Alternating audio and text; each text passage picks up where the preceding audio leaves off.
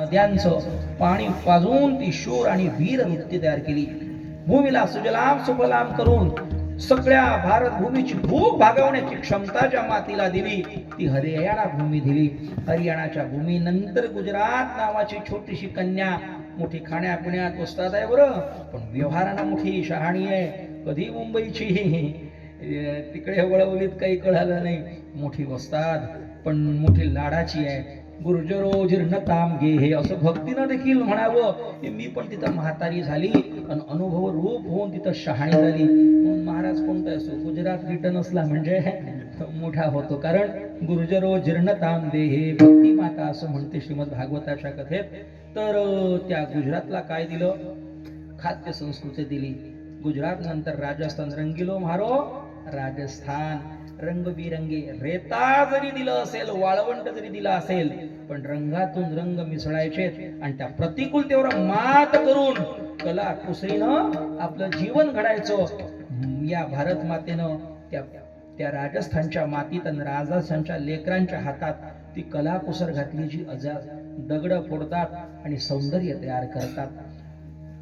आजही तुमच्या आमच्या सगळ्या प्रदेशात राजस्थानी म्हटला की कलाकारच असतो. कलाकार कधीच नसतो, कलाकार असतो. रेताळीत देखील आपली कला जिवंत ठेवत असते. अहो, गोधडी जरी शिवायची असेल तर त्याला ही कला कुसर असते आणि हजारो वर्ष टिकतील असे लाल महल जिवंत ठेवते ती कला कुसर. या भारत मातेनं दिली आहे कोणत्या प्रांतात, कोणत्या लेकराला? राजस्थान नावाच्या लेकराला, केरळच्या लेकराला दिली आहे विद्वत्ता. 58% वैज्ञानिक ज्या देशात ज्या प्रांतातून येतात तो केरळ आहे. उत्तरांचल भूमी ही देवभूमी आहे. बद्री, केदार, गंगोत्री, यमुनेत्री सारख्या पुण्य पावन कुशीनं आपल्या स्वतःच्या हृदयातल्या धारा काढाव्यात आणि भारत मातेला सुजलाम सुफलामच नाही तर पवित्र पावन करण्याची उत्तरांचल भूमी आहे. उत्तर प्रदेश मध्ये देवभूमी, तिनं तिचा गर्भ ठेवलेला आहे. त्या गर्भात तिनं देवाला जन्माला घातलाय. मथुरा, काशी, अयोध्या आदी आदी सगळ्यांची ती गर्भस्थ भूमी उत्तर प्रदेश भूमी झालेली आहे. मध्य प्रदेशात देवहारा शिवस्थानांचा आहे आणि पंच असणाऱ्या 5 महा शिवलिंगांचं दर्शन देणारी ही पुण्यभूमी आहे. अशा मध्य प्रदेशातून सगळ्या देशांची ती जी वाट दाखवणारी भूमी आहे ती मध्य प्रदेश भूमी आहे. महाराज, तुम्ही सगळ्या देशांचं सगळ्या प्रांताचं सांगता, पण आपण ज्यात आहोत त्यात बरं काय दिलं हे आम्हाला ऐकायचं आहे. बरोबर आहे ना? म्हणजे तुम्ही ऐकून राहिल्या तर तुम्हाला विषय पटून राहिला. विठ्ठल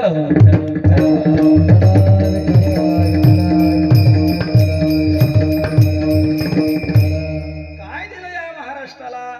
या महाराष्ट्राला जे दिलं ते अन्य कोणाला नाही दिलं. या महाराष्ट्राला दिले आहे लाडके रत्न. या महाराष्ट्राच्या मातीला म्हटलेलं आहे महाराष्ट्र ही संतांची भूमी आहे. कारण इथं गावात प्रदेशात प्रत्येक 12 कोसावरती एक संत, महंत, सिद्ध, ऋषी, परमहंस, अवलिया आणि विदेही महात्म्यांची जी मांदियाळी आहे ती अन्य कुठल्या ठिकाणी नाही आहे. कारण हे कुळ पवित्र आहे. पवित्र ते कुळ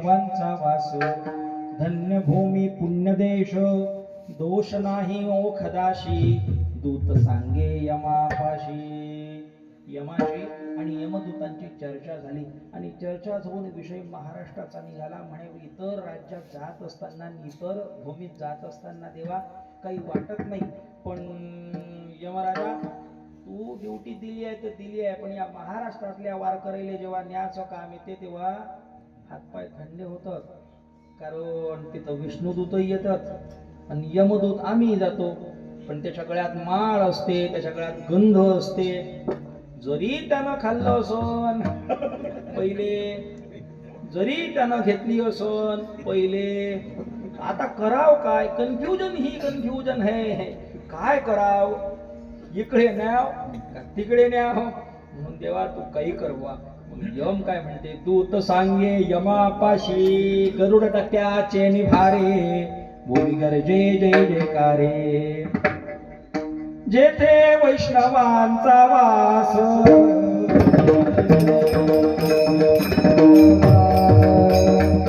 जेथे वैष्णवांचा वास जेथे वैष्णवांचा वास जेथे वैष्णवांचा वास जेथे वैष्णवांचा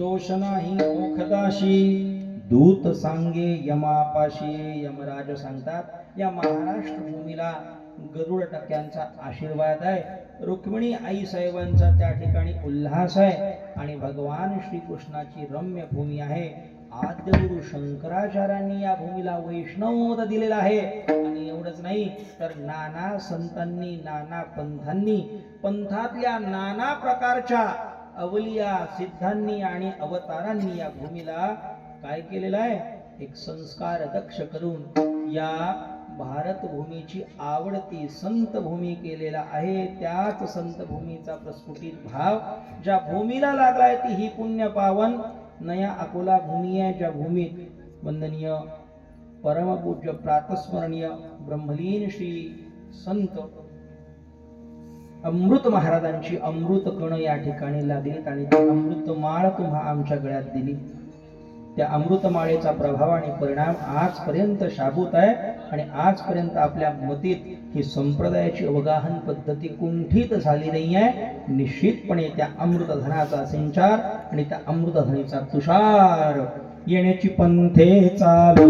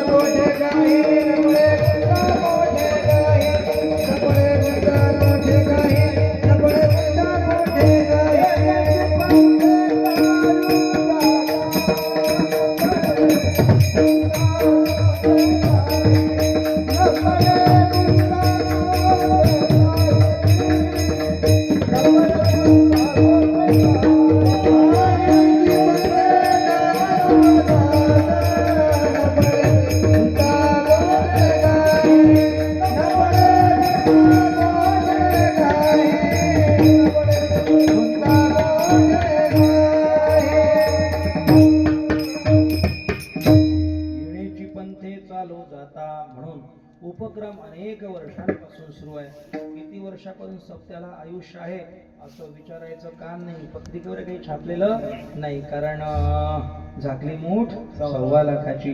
पुण्य सांगायचं नसतं. अनवाऱ्या किती झाल्या, सोपे किती झाले. ती व्यवहारातली बाब आहे हे मान्य आहे. ऐतिह्य पद्धती असली पाहिजे, इतिहास लिखित असला पाहिजे, कार्यक्रमाचा हिशोब लिखित रूपात कुणी विचारलं तर सांगता असला पाहिजे, पण ती आपली प्रतिष्ठा नसली पाहिजे.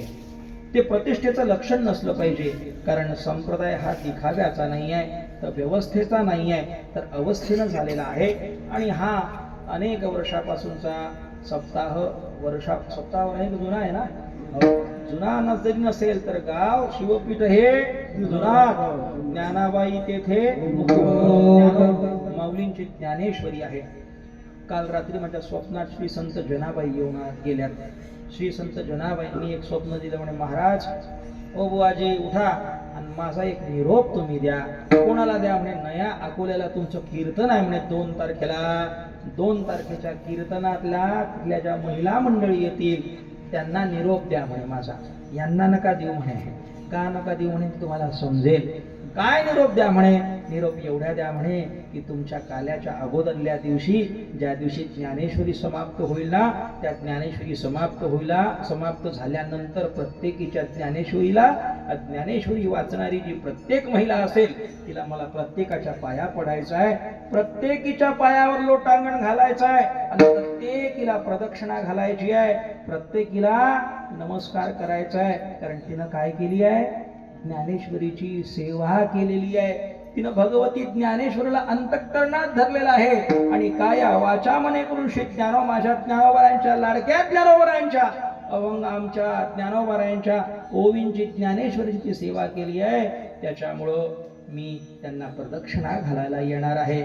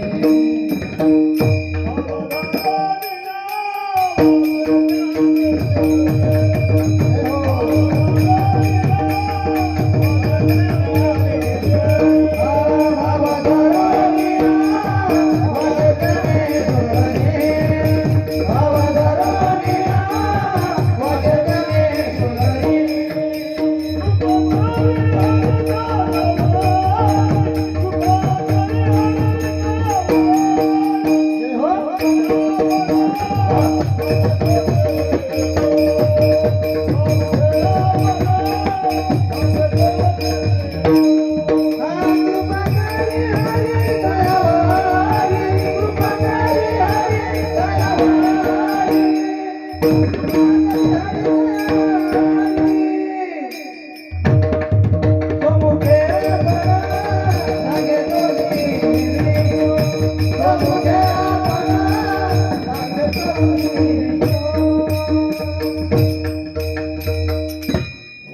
विज्ञानेश्वरी कृपा करी हरी तयावरी सुमुखे आपण सांगे तो श्री विष्णू श्री गीता हा प्रश्न अर्जुनीशी कृपा करी हरी तयावरी कृपा करी तुम्हावरी विठ्ठल विठ्ठल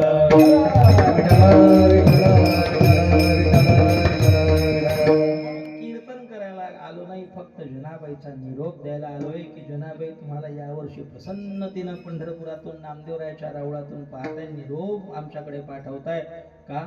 ज्ञानेश्वरीची सेवा आहे तुमच्याकडे म्हणून म्हटलं की तुमचा निरोप नाही घेऊन आलो यांचा. पण महाराज तुम्ही निरोप घ्यायले परवा म्हणजे उद्या येणार होते, आज कसे आले? लागला मिस कॉल असं समजून घ्या. विठ्ठल विठ्ठल.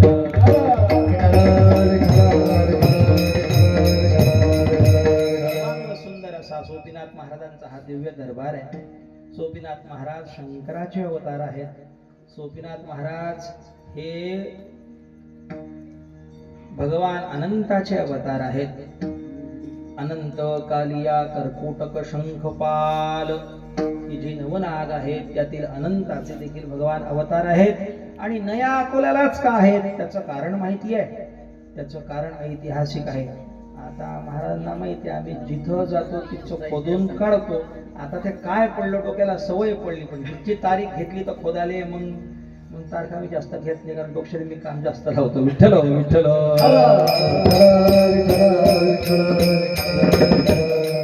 सोपीनाथाची सगळ्यात जास्त मंदिरं अकोल्यात आहेत. नया अकोल्यात नाही आहे, अकोला जिल्ह्यात आहे. माळवत जे मुख्य स्थान सोपीनाथ महाराजांचं आहे ती अकोल्यात आहे. त्याच्यानंतर बरीच आहेत, मी वाचली आता ती काही पाठ केली नाही, कारण नेहमी काम पडत नाही अकोल्यात यायचं. पण पहिल्यांदा आलो, पण म्हटलं पहिल्यांदा सांगायचं. नाही आले अकोल्याला नया कसा लागला, तो नया कसा झाला, म्हणजे असा कसा झाला, कसा घालता झाला, आता कसा झाला तेही सांगतो. अकोल सिंग जो राजा होता, जो राजस्थानचा होता, आणि आपण आपलं धर्म नाही पाठवला. आपल्या घरची ही जी माय माऊली आहे ना, हिच्या शिलाला धक्का नाही. अरे शेती सोडली, वाडी सोडला, देश सोडला, धर्म नाही सोडला आणि परिवार नाही सोडला. सगळं सोडून प्रतिष्ठानच्या नगरीत यावं आणि रामदेवरायाला म्हणावं कुठंतरी शासन द्या, अनुशासन द्या, कुठंतरी धर्म द्या. अकोल सिंगाच्या दरबारात प्रतिष्ठानच्या रामदेवरायांनी, तिथला राजा अकोल सिंग आहे, त्या अकोल सिंगांनी सांगितलं की तुम्ही आमच्या ठिकाणी निवास करा. गाविलगडावरती, गाविलगड इकडे चिखलदऱ्याला, त्या गाविलगडावरती तुम्ही अनुशासन करा. आणि गाविलगडावरून इकडलं सगळं जे होतं ते अनुशासन चालायचं. आणि काही काळपर्यंत अकोला आणि यवत, अकोल सिंगाचं अकोला आणि अकोल सिंगाचं यवत. यवत म्हणजे काय? यवतमाळ. आता त्या यवतमाळात काही घोरे आहेत की नाही? कोण आहेत? इच्छे घोरे तिच्छे घोरे, होरे होरे अरे होरे घोरे. आता तिथेही सोपीनाथ आहेत, पण तुम्ही इथं आले तर आले, पण देवालाही घेऊन आले म्हणून घोरेनं देवाले आणलं. काही तिथेही आहेत आणि काही इथेही आहेत. हा एक इतिहास नया अकोल्याचा आहे. दुसरा इतिहास असा आहे की अकोल्याच्या म्हणजे नया अकोल्याच्या रामदरण्याच्या युद्धात तुम्हाला अल्लाउद्दीन खिलजी माहिती आहे का रे? खिलजीओ का परचम बुलंद रहे. त्या रामदेवरायाच्या हरवलं, रूपावतीला घेतलं. फार मोठा इतिहास आहे. मला प्रस्तुत विषय नसल्या कारणामुळे मी फक्त स्पर्श करतो पुढे जातो. इलिजपुरातल्या, अंचलगिरीच्या अळसपुरातल्या त्या रामदरण्याच्या युद्धासाठी 1.5 लाख फौज जी उभी झाली, त्या 1.5 लाख फौजेमध्ये इथले आणि पुजदेकरांचे संबंध आहेत ना. पुजदेकर पाटलांच्या अखत्यात 800 लोक 1297 साली तुमच्या गावातून तुमचे पूर्वज युद्धाला गेले होते. त्यामुळे पुजदेकरांचे आणि तुमच्या कुळाचे संबंध आहेत. यानंतर अजून एक संबंध तुम्हाला सांगितला होता, तुम्ही विसरलो. असे काही जे संबंध आहेत ते संबंध आजचे नाही आहेत, तर ते फार 1297 पासूनचे आहेत. अल्लाउद्दीन खिलजीला तुम्ही जिंकण्याचा जो प्रयास केला तो यशस्वी झाला. आणि अल्लाउद्दीन खिलजीला नाक घासवत पुढे पाठवलं. विच्छिन्न नदीच्या पात्रात कांडलीपासून तर अष्टमा सिद्धीपर्यंत जो 1297 ला जो रक्तरंजित भाव झाला, त्याच्यात तुमच्या पूर्वजांनी इतिहास घडवला. विठ्ठल विठ्ठल.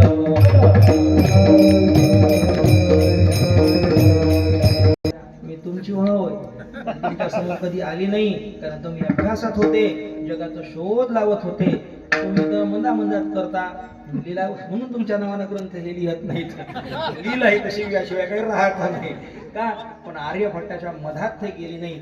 शेवटी आर्यभट्टाने मावले, मी तुझ्यावर किती अन्याय अत्याचार केला ग, रोज खाऊ घातलं पिऊ घातलं, पण तुलाच विसरलो. शेवटी जाऊ दे, ज्याच्यासाठी विसरलो तो हा ग्रंथ आहे. जगाला शून्याचा शोध देणारा आर्यभट्ट. त्या ग्रंथाचं नाव काय लिहिते? हा, बायकोच्या नावानं करते तो ग्रंथ पुराचा पुरा. मनात नाही करायला लागत, फक्त काही करायला तयार आहे ते. विठ्ठल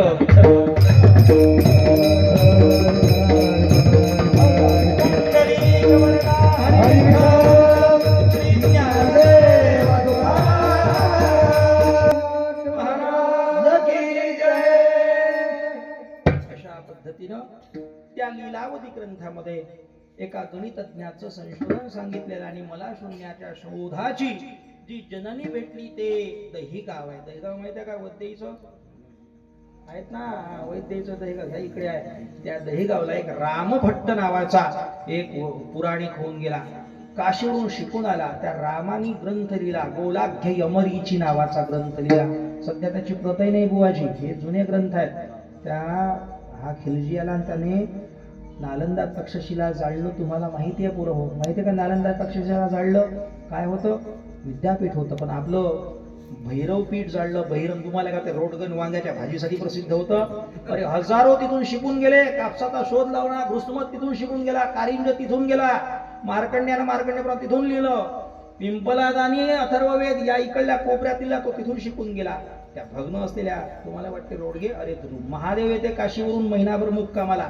इतिहास मी सांगत नाही, फार पुरातन इतिहास आहे, आपल्याला माहित नाही आहे. कारण आपलं सगळं वांग्याच्या भाजीतच मन आहे ना. त्या वांग्याच्या भाजीनं सत्यानाश केला हा. विठ्ठल विठ्ठल.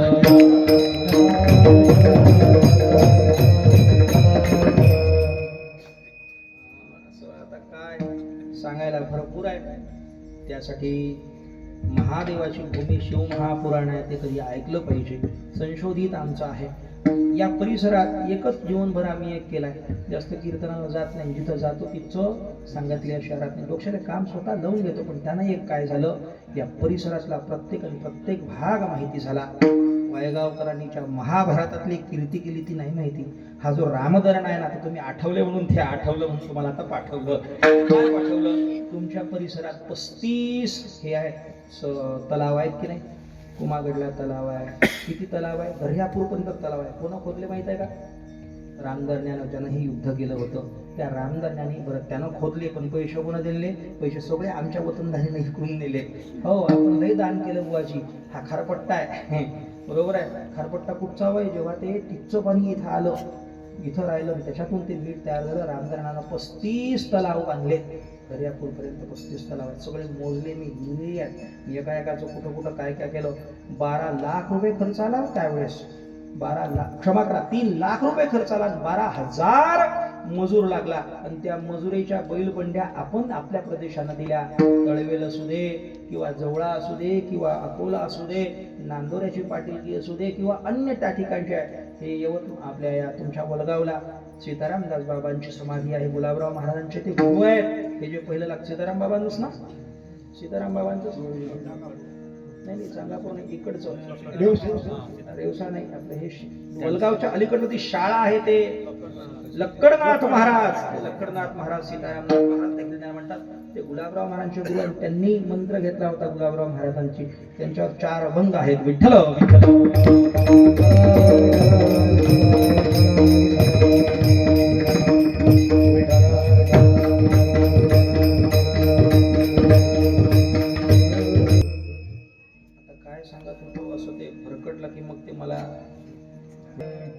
त्या गणितज्ञानी संशोधन केलं आणि गोलाघ्यमरीचे ग्रंथ लिहिला. त्या ग्रंथातून जे तयार झालं ते एक प्रबंध तयार झाला. तो आर्यभट्टाने वाचला आणि त्याच्यातून त्यांनी श्लोक लिहिला. एलीच पुरसमादेशे दधिक्रामे समन्विते रामा कृष्णोर्जुनो नामे गणितज्ञ विशिष्यते. राम नावाचा पंडित रामभट्ट होऊन गेला. त्याचा परिवार सध्या इंदोरला राहतो आणि वैद्यांचं एक घर आहे हनुमंताच्या जवळ, तो त्यांचा तिथला निवासस्थान होता. तो सगळा पत्ता आम्ही काढला. त्यांनी एवढं मोठं संशोधन केलं. पुढच्या राजाने त्याला गाव दत्तक दिलं, गाव नावानं करून दिलं. रामाला दिलेलं गाव जे आहे ते 12 किलोमीटरवरचं रामा झालं. कृष्णाला जे गाव दिलं ते कृष्णापूर झालं. त्याचा काका गोविंदा होता, त्या गोविंदाला जे गाव झालं ते कोणतं झालं? गोविंदपूर झालं. एवढं सगळं असं कसं झालं? डोक्षानं झालं. त्याच्याजवळ डोक्ष होतं म्हणून वतनं भेटली. तुम्हाला काय वाटतंय? वावर होती म्हणून पाव? आहा, डोक्ष होतं म्हणून पाटीलकी होती. विठ्ठल विठ्ठल.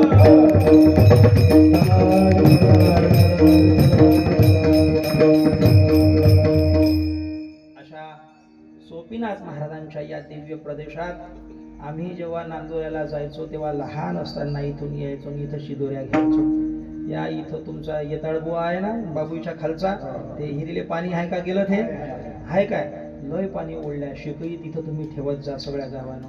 आणि खरंच तेव्हापासून जेव्हा मी एवढं होतो हातकांडीवर होतो, चला लागे दीडको सारजा लागे करत गावले इथून. तो पांडुरंग निंबेकर आमचा मामा होय, मेला बिचारा साधू होता. साधू होता की नव्हता? पण आता काय गोविंद पाटलांनी आणलं. गोविंदराव पाटलांनी मोठ्या आनंदानं, वारकरी होती इथली सेवा नाही सोडली त्यानं. बरोबर आहे की नाही? चुक सांगून आलो का? जुनं गेले थोडी मैता कोणाले आणि माहिती आहे का तुम्हाला? कीर्तन राय इथं त्यानं किती मोठा परमार्थ केला. जी आपल्या गाडीनं सगळ्या वारकरीले तुपाची पंगत राय तूप खाल्लं म्हणून काय दिले का सांगतो बा. वारकरी जे संस्कार आपल्या रक्तात आहे तो रक्त आपल्या पूर्वजांनी माझ्या वडिलाची